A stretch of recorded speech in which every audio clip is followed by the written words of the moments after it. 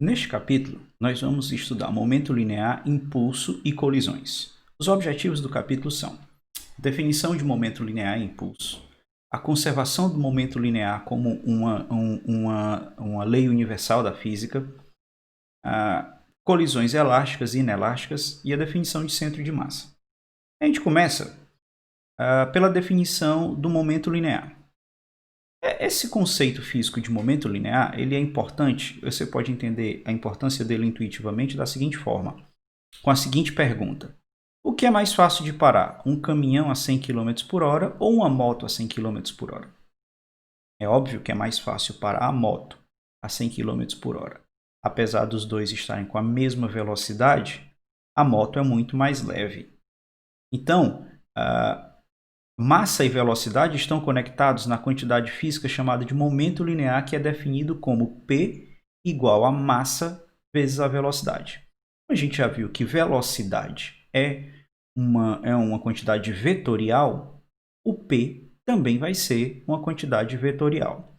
E ele tem as componentes x, y e z. Da forma que você tem que o px é igual a m vezes vx, py igual a m vezes vy e pz igual a m vezes vz. E momento, essa palavra significa massa em movimento ou quantidade de movimento, certo? Então, a gente precisa voltar para ver como é que a segunda lei de Newton ela é escrita em termos do momento, certo? Então, a gente sabe aqui que a somatória das todas as forças atuando em um determinado corpo é a força resultante, certo? E ela é igual a massa vezes a aceleração. Só que a gente sabe que a aceleração é a derivada da velocidade em relação ao tempo. E a gente aqui considera a massa como constante, certo? Se a massa é constante, ela pode muito bem entrar aqui dentro da derivada, certo? E a gente, em vez de derivar a velocidade em relação ao tempo, a gente derivar o produto massa vezes a velocidade, certo? Então, se a massa for constante, ela sai daqui e vira essa forma aqui da segunda lei de Newton que a gente conhece, mas se a massa... e aqui aparece o m vezes v, isso aqui é o nosso P, né? Então, a força resultante é igual à derivada do momento em relação ao tempo, certo? E essa forma aqui da segunda lei de Newton, ela é mais geral do que essa que a gente conhece para massa constante, certo? Porque essa daqui vale inclusive para massa variável, né? Se a massa aqui for uma função do tempo. Se ela for constante, ela sai dessa derivada e vem para esse formato aqui, mas se ela for uma função que depende do tempo, a gente vai ter que utilizar a regra da cadeia bem aqui. Fazer primeiro massa constante vezes, que multiplica a derivada da velocidade em relação ao tempo, mais a velocidade que multiplica a derivada da massa em relação ao tempo.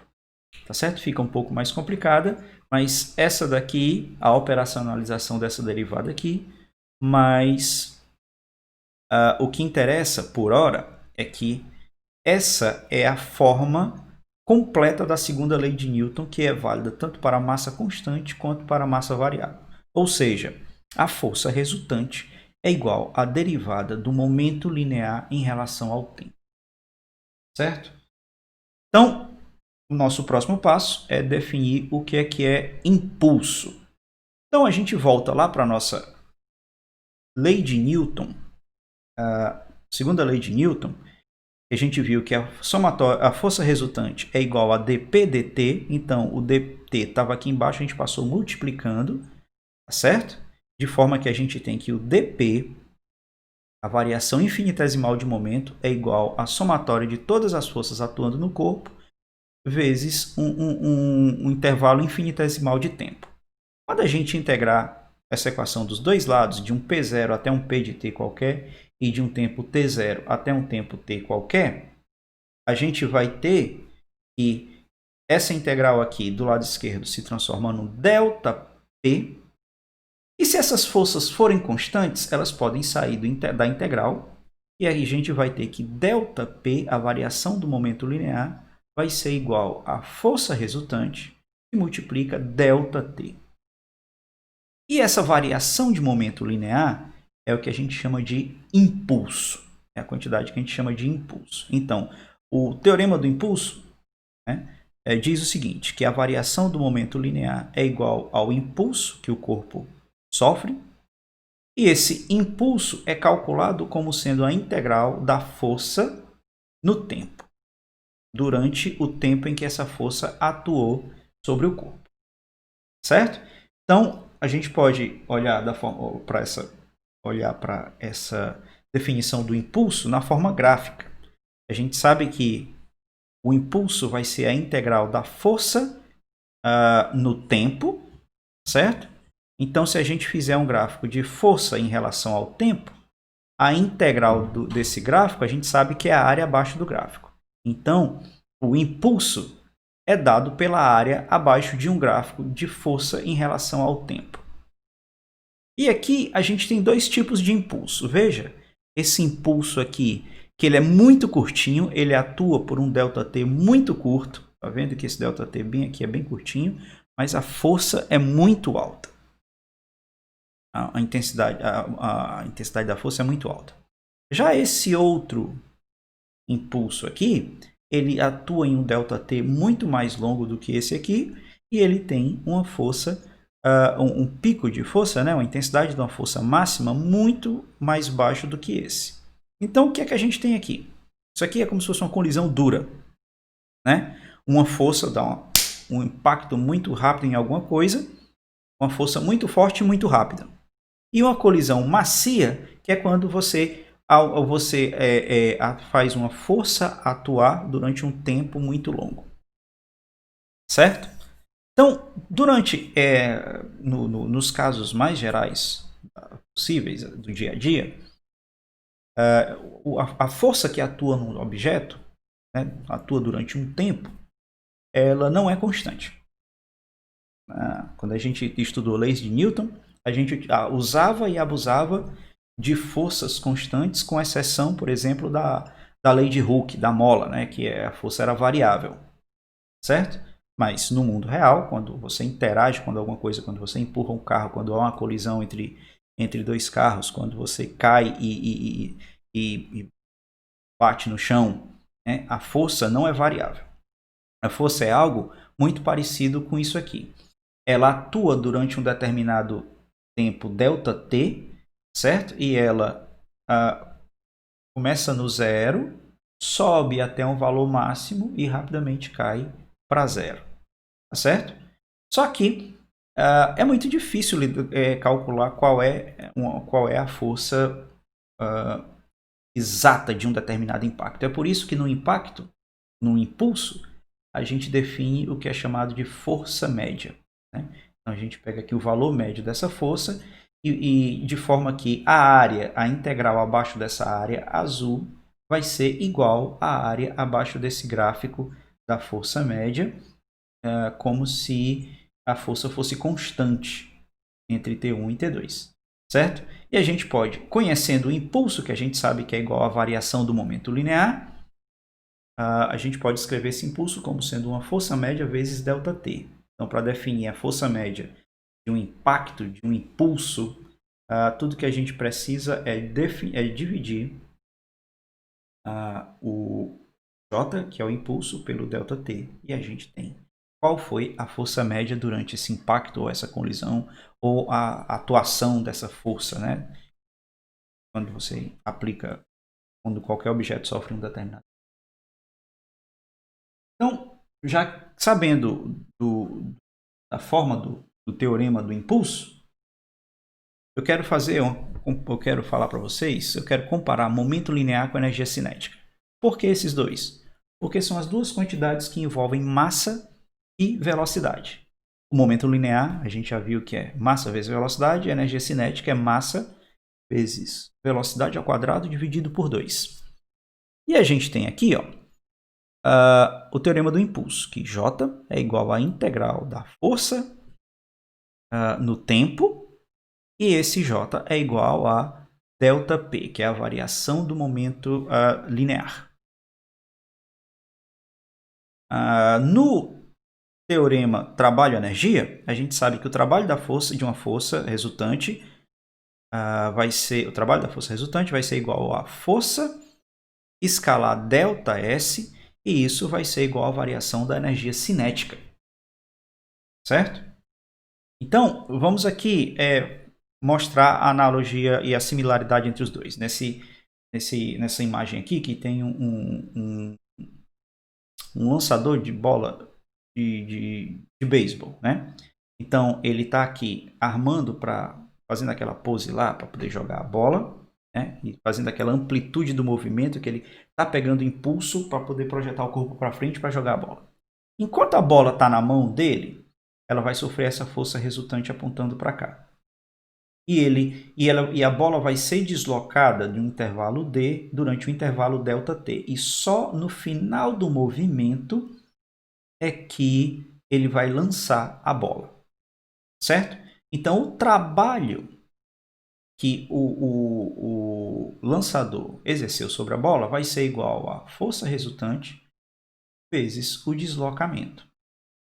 E esse trabalho vai ser igual à variação da energia cinética obtida pela bola. Certo? Mas se você também parar para analisar que essa força atuou em cima da bola durante o intervalo de tempo ΔT, o impulso que a bola ganhou foi F, força resultante, vezes ΔT. E isso aqui é igual à variação do momento linear que a bola sofreu entre o momento em que o lançador começou a fazer o movimento para arremessá-la até o momento em que ele solta a bola e ela sai com uma determinada velocidade V em direção ao rebatedor. Então, para fortalecer esses conceitos que a gente viu até agora, vamos resolver alguns exemplos. Vamos resolver um exemplo. Uma bola colidindo com uma parede. Suponha que você jogue uma bola de massa igual a 0,4 kg contra uma parede. Ela colide com a parede quando está se movendo horizontalmente da direita para a esquerda a 30 metros por segundo, retornando horizontalmente da esquerda para a direita a 20 metros por segundo. Item A. Calcule o impulso da força resultante sobre a bola durante sua colisão com a parede. Item B. Sabendo que a bola permanece em contato com a parede durante 0,01 segundos, ache a força horizontal média que a parede exerce sobre a bola durante a colisão. Então vamos lá. A gente começa aqui escrevendo o momento P1 e o momento P2. Né? Então, o momento P1 é igual a m vezes V1. Estou escrevendo na forma vetorial. Isso aí vai ser 0,4, que é a massa, vezes... note que eu estou escrevendo aqui, a velocidade está na direção... Ele tem um módulo de 30 metros por segundo, apontando na direção negativa do eixo X. Né? Então, estou escrevendo aqui como menos 30i, utilizando o vetor direcional i. Certo? Então, agora o P2. Vamos multiplicando isso aí, vai dar menos 12 kg metro por segundo na direção i. E o P2 a gente vai ter m vezes V2, que vai ser 0,4 vezes 20 metros por segundo, apontando na direção i, positiva. E isso vai dar 8 kg metro por segundo na direção i. Certo? Bom, e o impulso é o vetor J, né, que a gente sabe que ele é igual a ΔP, a variação do momento linear, que é P2 menos P1. Isso aí vai ser igual a 8 do P2 menos o 12 do P1, e a gente vai ter que o impulso, certo? Vai ser 20. Aí eu já estou trocando as unidades, que é a unidade de impulso é a mesma unidade de momento linear, Mas também a unidade de impulso pode ser Newton segundo. Certo? E o impulso aponta na direção I positiva. Certo? Então, o item B, ele pede para a gente calcular a força média, certo? Durante esse impacto. Então, a gente sabe que o J é igual à força média vezes o ΔT, que é o tempo de interação, né, da bola com a parede. E se a força média vai ser o J dividido por ΔT. Então, isso aí vai nos dar um 20I, que é o J, dividido por 0,01 segundos.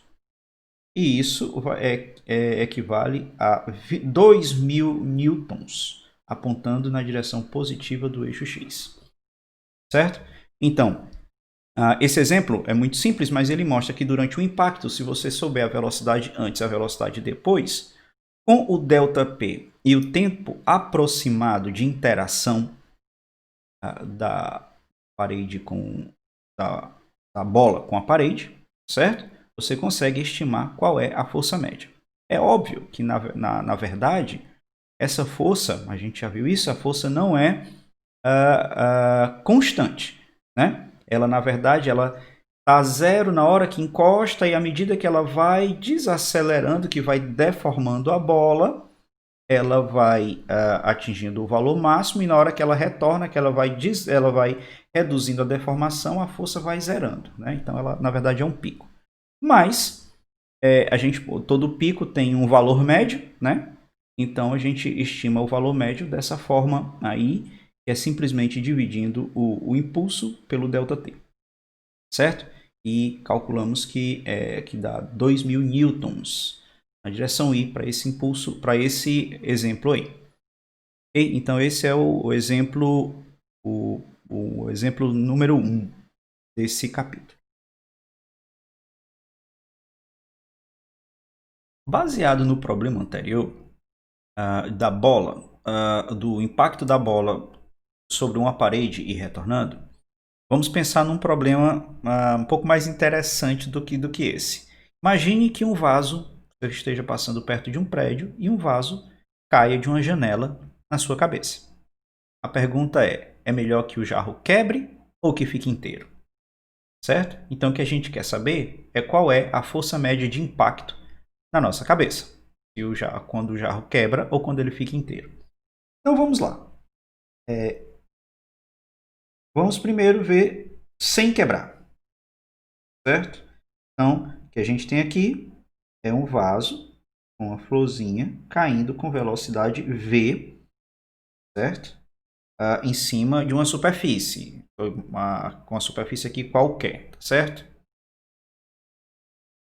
E se ele não quebrar, ele bate e quica, e ele volta com uma determinada, e vamos assumir que ele subiu com uma velocidade igual em módulo à mesma velocidade que ele bateu na superfície com velocidade V. Ok? Então, vamos agora olhar para o caso em que o jarro quebra. O que vai acontecer? Está aqui o nosso jarrinho caindo com velocidade V.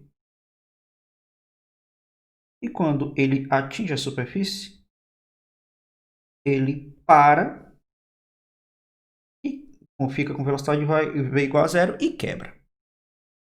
Ok? Então, vamos analisar qual é a força de impacto nos dois casos. O ΔP vai ser o P2 menos o P1, vai ser M vezes V menos M vezes V, que é o P1 na hora que ele está caindo, velocidade para baixo é negativa, assumindo o eixo Y como sendo vertical e a direção positiva apontando para cima. Então, a gente vai ter aqui que o J, que é o impulso, que é igual à variação do momento linear, é igual a ΔP. Isso aí vai dar 2mv. Se a gente assumir que a interação, que o tempo de interação enquanto o jarro bateu, interagiu com a superfície e voltou com velocidade v, isso aconteceu durante o intervalo ΔT, a força média vai ser J sobre ΔT, e isso aí vai nos dar uma força média igual a 2mv sobre ΔT. Certo? No caso do jarro quebrando, o ΔP vai ser momento linear final 0 menos mv, J, né, vai ser o ΔP, né, que é o impulso, vai ser igual ao ΔP. Isso aí vai ser m vezes v. A força média, assumindo que o tempo ΔT do impacto que ele leva para quebrar o mesmo tempo que ele levaria quando ele não quebrasse, que ele batesse, quicasse e voltasse com velocidade v, o ΔT sendo o mesmo nos dois casos, a força média vai ser J sobre ΔT e vai ser igual a mv delta. Então, comparando os dois casos, claramente a gente percebe que é melhor que o jarro quebre, porque a força média de impacto vai ser a metade da força no caso em que o jarro não quebrou. O segundo exemplo trata da conservação do momento linear em duas dimensões, chutando uma bola de futebol. A massa de uma bola de futebol é igual a 0,4 kg.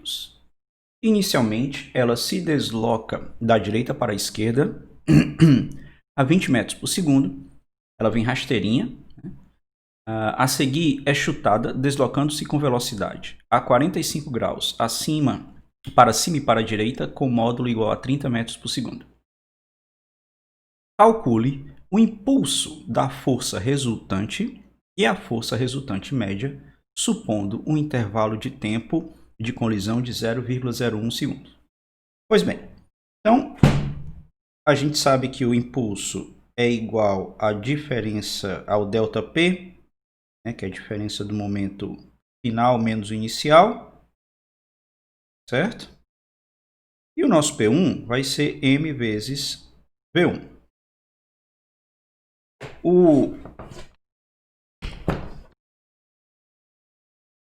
Que vai ser 0,4 vezes menos 20i, né? Que eu já estou colocando aí a direção que a bola vem na direção negativa do eixo x.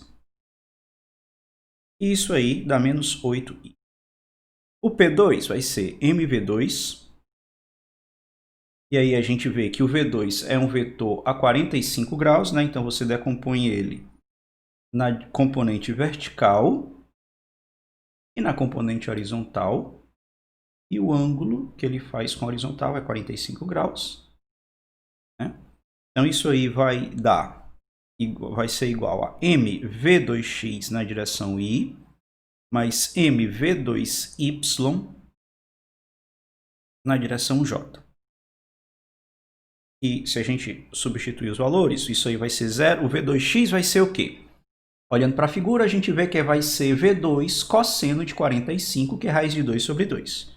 Então, isso aí vai ser 0,4 vezes 30 vezes raiz de 2 sobre 2 na direção y, mais 0,4 vezes 30 vezes raiz de 2 sobre 2 na direção j. Melhorando um pouquinho mais essa conta, isso vai dar 6 raiz de 2 na direção y, mais 6 raiz de 2 na direção j.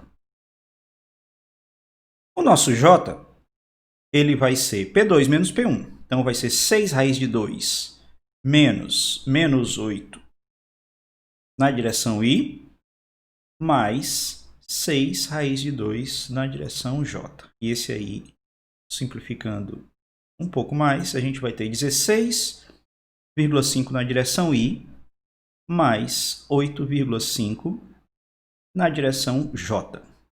Né? E esse é o impulso da força resultante. O nosso j, ele é igual à força média vezes o ΔT. Certo? Então, a nossa força média vai ser obtida simplesmente dividindo o j por ΔT. E o que a gente vai ter aí é que a nossa força média vai ser 1.650 newtons na direção y, mais 850 newtons na direção J. E o modo dessa força vai ser raiz quadrada de 1650 ao quadrado mais 850 ao quadrado.